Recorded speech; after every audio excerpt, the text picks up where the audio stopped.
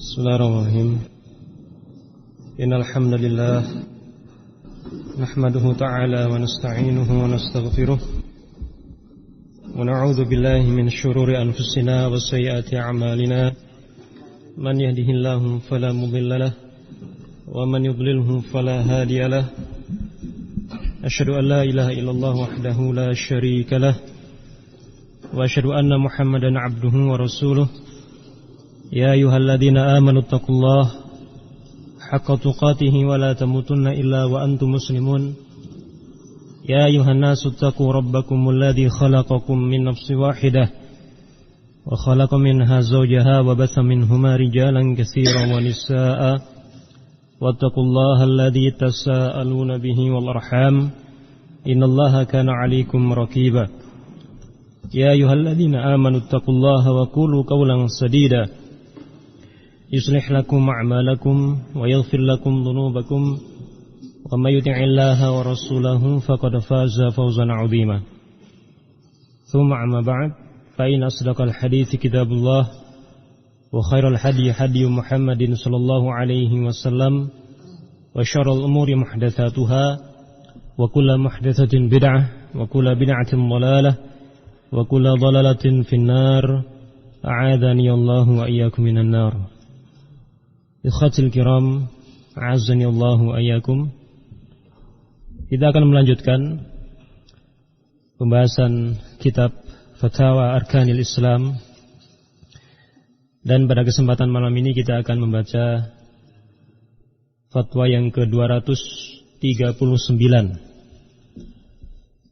Kita akan mengkaji sebuah permasalahan yang terkait dengan hukum seputar doa istiftah, yaitu doa dalam sholat yang dibaca setelah takbiratul ihram dan sebelum membaca surat Al-Fatihah.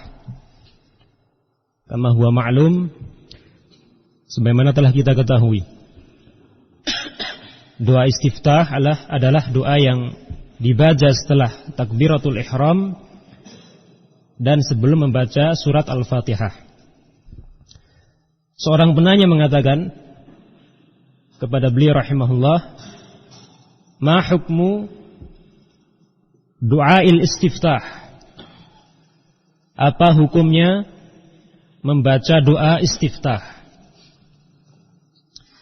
Al-jawab, jawabannya, qala rahimahullah, al-istiftahu sunnatun. Membaca doa istiftah hukumnya adalah sunnah. Walaysa biwajib, dan hukumnya tidak sampai wajib. La fil fariḍah wala fil nafilah, baik dalam pelaksanaan salat wajib al-fariḍah wala fin nafilah, maupun dalam pelaksanaan sholat sunnah,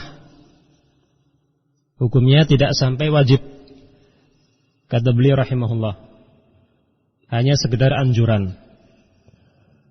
Sehingga ketika seseorang dengan sengaja meninggalkan doa istiftah dalam pelaksanaan sholat, baik wajib maupun sunnah, maka tidak akan berefek terhadap keabsahan sholatnya.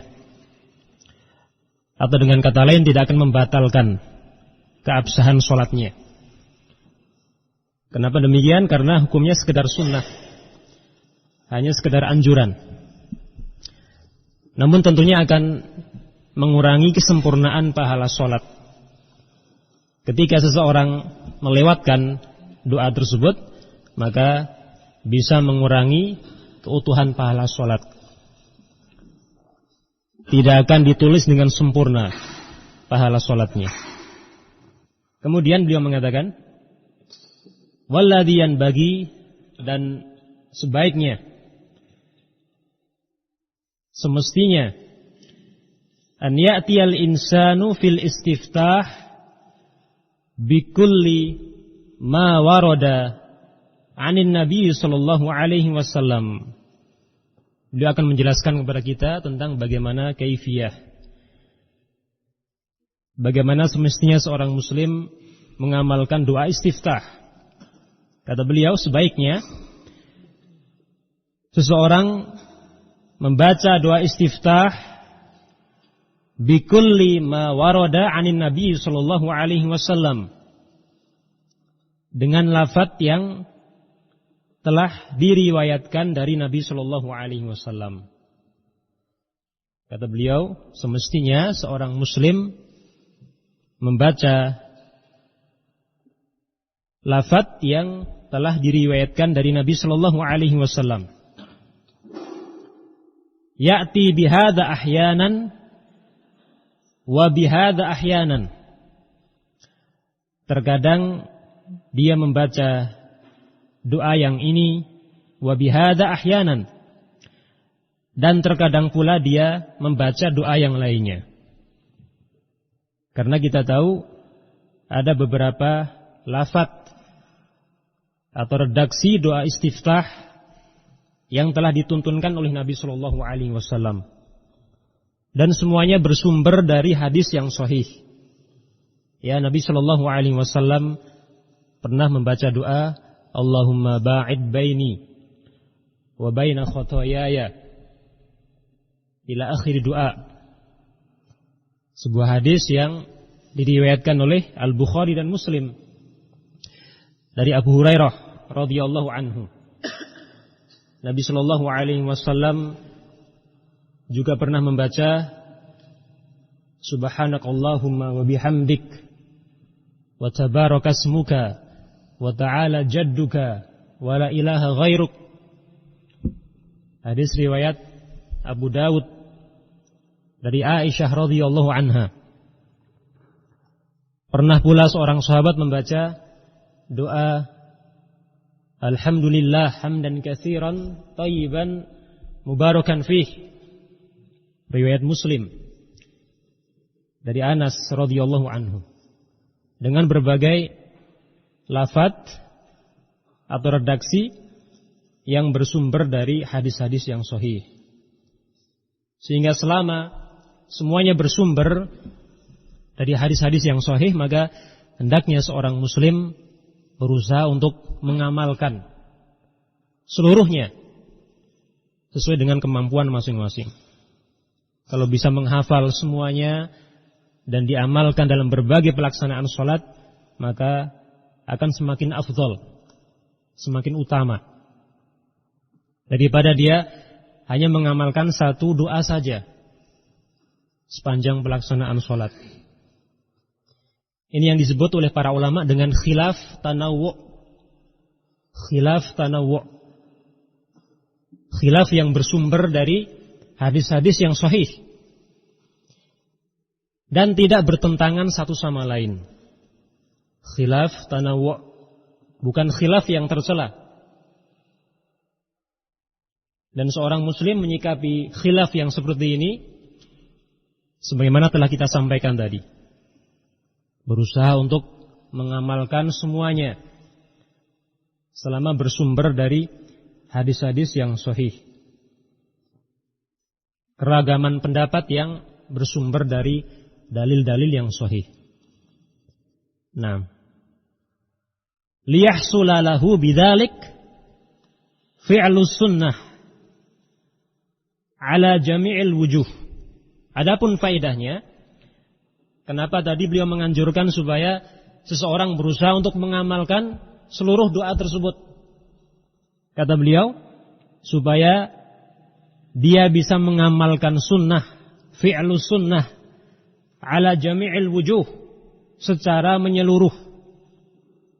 Dia bisa mengamalkan sunnah secara menyeluruh dengan sempurna.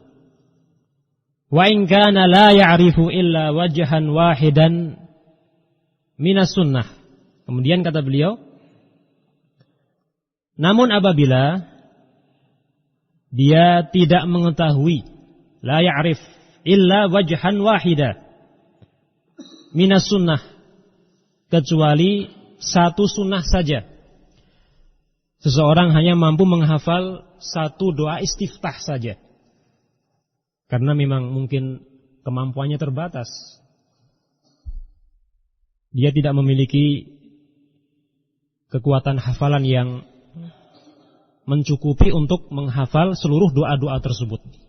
Kata beliau, seandainya seseorang hanya mampu menghafal satu doa istiftah saja, waqtasara alaih,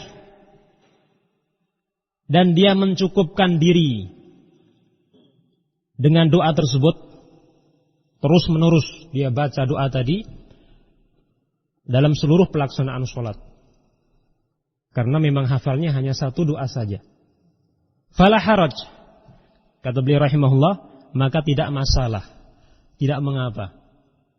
Ya, Allah Subhanahu wa ta'ala tidaklah membebani seorang hamba melainkan sesuai dengan kapasitasnya, sesuai dengan kemampuannya. Bahkan seandainya hanya mampu menghafal doa istiftah yang paling pendek sekalipun, tidak mengapa, tidak masalah. Lianna zahir anna Rasulullah sallallahu alaihi wasallam kana yunawwi'u hadhil wujuh fil istiftah.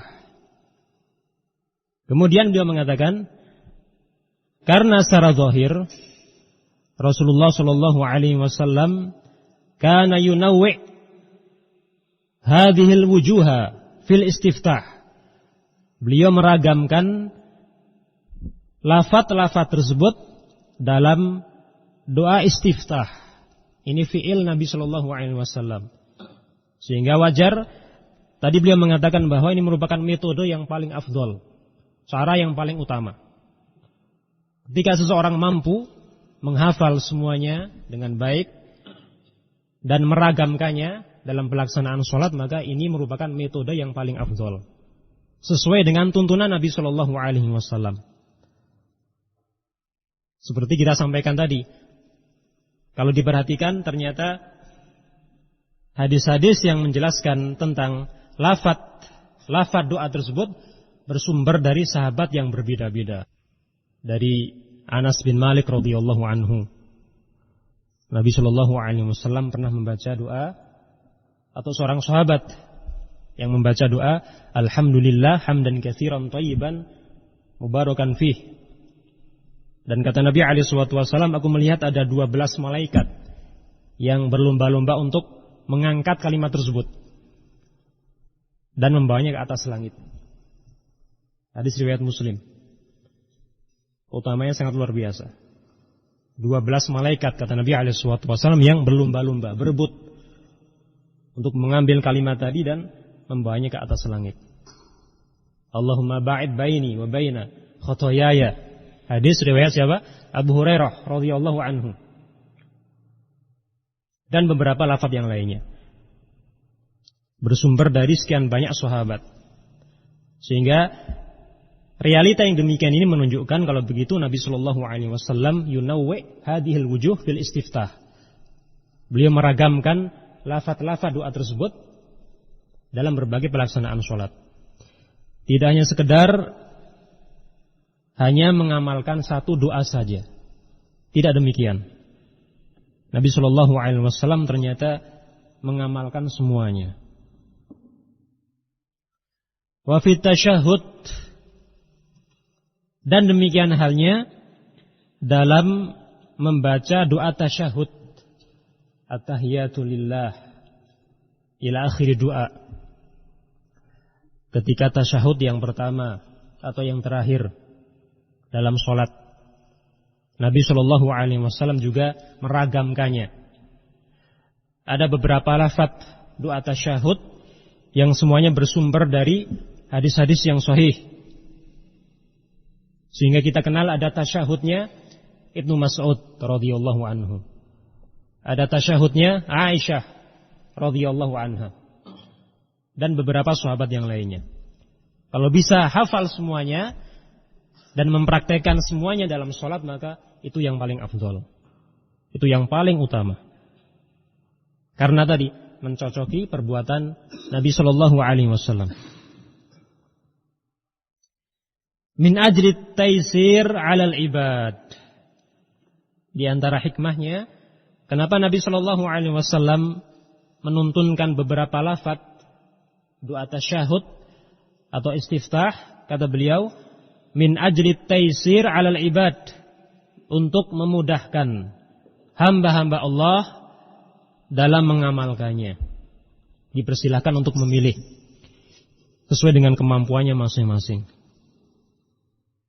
Terkadang ada seseorang yang begitu mudah menghafal seluruh doa tersebut dengan sangat mungkin, sehingga sewaktu-waktu bisa dia praktekkan. Ya, tidak perlu murojaah terlebih dahulu. Namun ada juga yang agak sulit menghafalnya. Untuk menghafal satu doa saja dia kesulitan. Maka hendaknya memilih doa istiftah yang lafadznya paling pendek. Wa kadzalika fi dzikri ba'da shalah, dan demikian halnya dengan zikir setelah pelaksanaan salat wajib. Nabi Shallallahu Alaihi Wasallam juga menuntunkan kepada kita beberapa lafaz zikir setelah salat wajib. Dipersilakan untuk memilih. Karena Rasul Shallallahu Alaihi Wasallam yunawwi'uha li fa'idatain. Kata beliau, Rasulullah Shallallahu Alaihi Wasallam yunawwi'uha, meragamkan lafaz-lafaz doa tadi li fa'idataini, karena dua faedah. Ada dua faedah, dua manfaat yang bisa kita rasakan ketika mengamalkan tuntunan beliau Shallallahu Alaihi Wasallam. Al-faidatul ula, faedah yang pertama, alla yastamirra al-insan ala naw'in wahid. Faedah yang pertama, supaya seseorang tidak terus-menerus, alla yastamir, tidak terus-menerus, ala naw'in wahid, untuk melakukan satu jenis amalan saja. Supaya seseorang tidak terus-menerus, ya, senantiasa hanya melakukan satu amalan saja. Fa innal insana idza istamarra ala naw'in wahid, karena sesungguhnya seseorang jika dia terus-menerus ala naw'in wahid, hanya melakukan satu jenis amalan saja, hanya membaca satu doa saja dalam setiap sholatnya, shara ityanuhu bihadza an-naw' ka'annahu amrun 'adiyun. Kata beliau, akibatnya orang yang seperti itu selalu mengamalkan satu doa saja, padahal dia mampu untuk menghafal beberapa doa yang lain. Akibatnya apa? Kata beliau, shara ityanuhu bihadan naw', pengamalannya terhadap satu jenis amalan ini, ka'annahu amrun 'adiyun, seolah-olah menjadi sebuah kebiasaan. Amrun 'adiyun, seakan-akan menjadi sebuah kebiasaan, sehingga otomatis, ya, langsung keluar dari lisannya. Walidzalika law ghafala, oleh karenanya seandainya orang tersebut ghafala, dalam keadaan lalai, mungkin dia sedang banyak pikiran,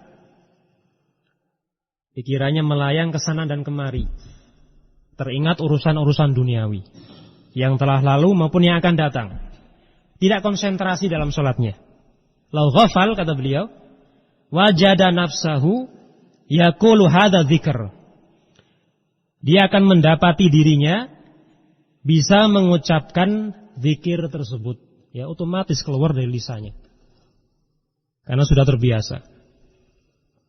Meskipun pikirannya sedang kacau, tidak bisa fokus dalam sholatnya, tapi karena sudah menjadi kebiasaan, otomatis keluar dari lisannya. Wa in kana min ghairi qasdin, meskipun dia tidak bermaksud untuk mengucapkannya. Tidak punya maksud atau niatan untuk mengucapkan doa tersebut. Ini salah satu kerugiannya. Dia tidak punya ikhtiar atau upaya untuk bisa menghayati doa-doa yang dibaca. Langsung otomatis keluar dari lisannya. Li'annahu shara amran 'adiyan. Karena sudah menjadi sebuah kebiasaan bagi orang tersebut. Nah, ini salah satu efek negatif ketika seseorang hanya mengandalkan satu doa saja dan terus mengamalkannya dalam berbagai pelaksanaan sholat. Upaya ikhtiar ya untuk berusaha menghayati maknanya akan terabaikan begitu saja. Fa idza kanatil adhkar mutanawwi'atan. Namun apabila zikir-zikir tersebut mutanawwi'ah, diragamkan. Wa sharal insanu ya'ti ahyanan bihada. Sehingga seseorang terkadang membaca doa yang ini. Wa ahyanan bihada. Dalam kesempatan lain dia membaca doa yang berbeda. Shara dzalika ahdara liqalbih, kata beliau, maka dia akan lebih bisa menghadirkan kalbunya. Ahdara liqalbih, dia akan bisa lebih menghadirkan kalbunya. Artinya dia bisa lebih konsentrasi dalam membaca doa tersebut. Ada upaya untuk menghayati maknanya. Wa ad'a li fahmi ma yaquluhu, dan lebih memahami apa yang dia ucapkan dalam sholatnya, sehingga menjadi tanbih, ya, menjadi peringatan. Yang saya baca ini artinya apa? Maknanya apa? Allahumma ba'id baini wa baina khotoyaya. Dia berupaya untuk menghayati maknanya. Ketika dia membaca alhamdulillah hamdan katsiran thayyiban mubarakan fih, dia berusaha untuk menghayati maknanya. Karena maknanya berbeda-beda. Dia punya niatan sebelumnya untuk membaca doa tertentu, ya. Kemudian dia berusaha setelahnya untuk menghayati maknanya. Berbeda dengan kondisi yang pertama tadi. Tidak ada niatan untuk membaca doa yang lain, sehingga langsung otomatis keluar dari lisannya, tanpa ada upaya untuk menghayati maknanya.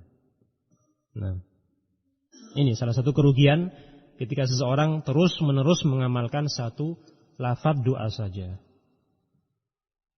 Baik, ini faedah yang pertama. Al-faedatu tsaniyah, kemudian faedah yang kedua, at-taisir 'alal ummah.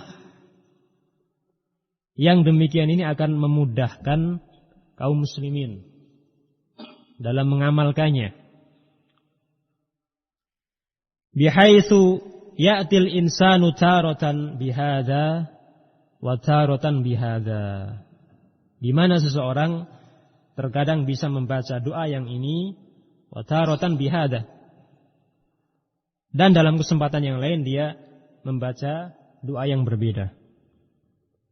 Ala hasabi ma yunasibuh, sesuai dengan kondisinya, sesuai dengan keadaannya.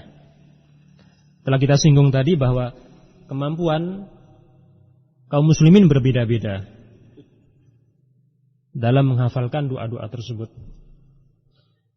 Sehingga seseorang yang kemampuannya kurang dalam menghafal, maka boleh untuk hanya mengamalkan satu doa saja.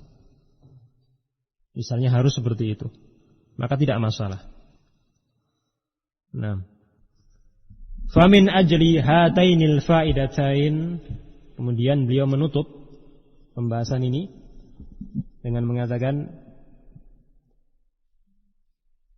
maka berdasarkan dua faedah inilah sarat ba'dul ibadat ta'ti ala wujuhin mutanawwi'ah. sebagian ibadah dilakukan dengan sisi yang beragam, dengan lafaz yang beragam, ala wujuh mutanawwi'ah, dengan sisi yang beragam atau dengan lafaz yang berbeda-beda. Mislu doa istiftah, seperti misalnya doa istiftah, sebagaimana yang kita bahas dalam kesempatan ini. Wa tasyahud, demikian halnya dengan doa tasyahud. Wal adhkari ba'da shalah, dan zikir-zikir setelah salat wajib. Nabi alaihi wasallam telah menuntunkan kepada kita beberapa lafaz doa yang berbeda-beda. Dan semuanya masuk dalam ranah khilaf tanawwu, ya. Khilaf, keragaman pendapat atau lafaz yang bersumber dari hadis-hadis yang sahih, dan bukan merupakan khilaf yang tercela. Baik. Kemudian untuk melengkapi pembahasan ini, kita akan menyampaikan beberapa poin yang perlu diketahui tentang pembahasan doa istiftah. Baik, poin yang pertama tentang hukum membaca doa istiftah. Telah beliau sampaikan tadi, hukumnya adalah sunnah. Dan ini merupakan pendapat jumhurul ulama, pendapat mayoritas para ulama, baik dari kalangan sahabat maupun tabi'in. Dan termasuk diantaranya imam yang tiga, Abu Hanifah, Asy-Syafi'i, kemudian Ahmad rahimahumullah. Pendapatnya jumhurul ulama, dan ini merupakan pendapat yang paling kuat.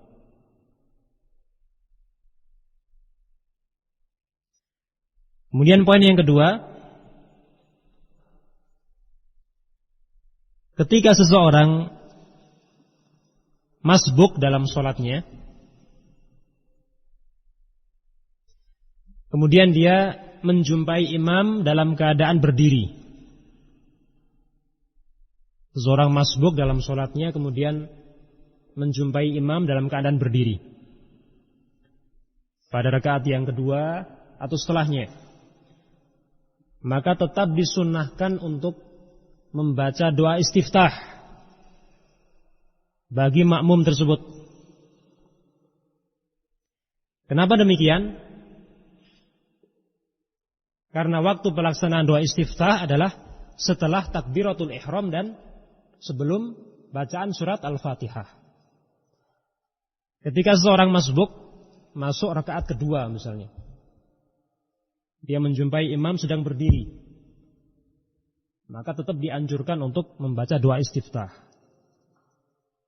Kecuali, ya, kata para ulama, kecuali ketika dia khawatir waktunya tidak akan cukup untuk membaca doa Al-Fatihah. Kecuali ketika dia khawatir waktunya tidak akan cukup untuk membaca doa Al-Fatihah. Kalau kondisinya demikian, maka langsung saja membaca doa Al-Fatihah. Langsung saja membaca doa Al-Fatihah. Karena hukumnya wajib, bahkan termasuk rukun sholat, ya. Sehingga harus diutamakan daripada doa istiftah yang hukumnya sekedar sunnah.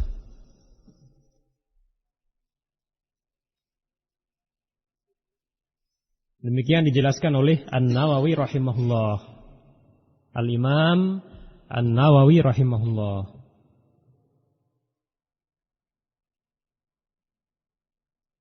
Kemudian poin yang ketiga, dalam pelaksanaan sholat munfarid atau sholat sendirian, maka dipersilahkan untuk memilih doa istiftah sesuai dengan kehendaknya. Dalam sholat malam misalnya, boleh membaca doa istiftah yang lafadznya panjang sesuai keinginannya. Namun dalam pelaksanaan sholat berjamaah, ulama menganjurkan supaya memilih doa-doa istiftah yang pendek. Dan diperkirakan doa tersebut sudah selesai dibaca sebelum imam membaca surat Al-Fatihah. Kita perkirakan diupayakan selesai sebelum membaca surat Al-Fatihah. Karena hukumnya wajib mendengarkan bacaan imam dalam pelaksanaan sholat berjamaah, sholat jahriyah. Seandainya doa istiftah tersebut belum selesai, kemudian imam telah membaca surat Al-Fatihah, maka doanya langsung dihentikan. Dihentikan untuk mendengarkan bacaan imam. Karena hukumnya wajib, sehingga harus lebih diutamakan. Nah, demikian dijelaskan oleh para ulama kontemporer, ulama masa kini seperti Syekh Al-Utsaimin rahimahullah dalam beberapa fatwanya. Baik, kita lanjutkan. Masih tersisa 2 poin. Poin yang keempat,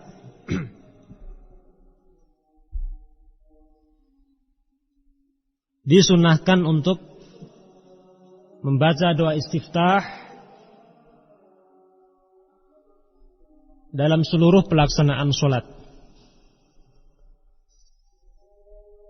yang wajib maupun yang sunnah, siwa sholatil janazah, kecuali sholat jenazah.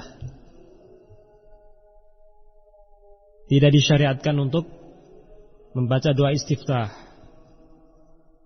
tapi langsung membaca surat Al-Fatihah, kemudian setelahnya membaca surat yang lain.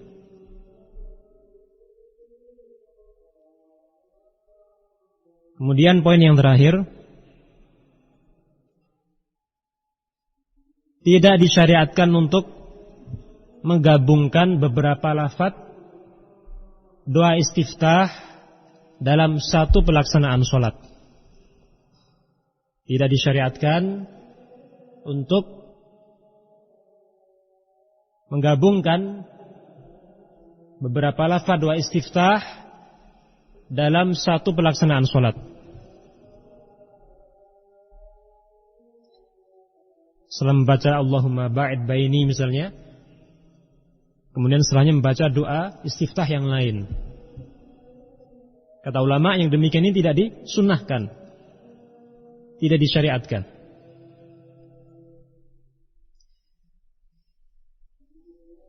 Demikian halnya dengan zikir-zikir yang lainnya.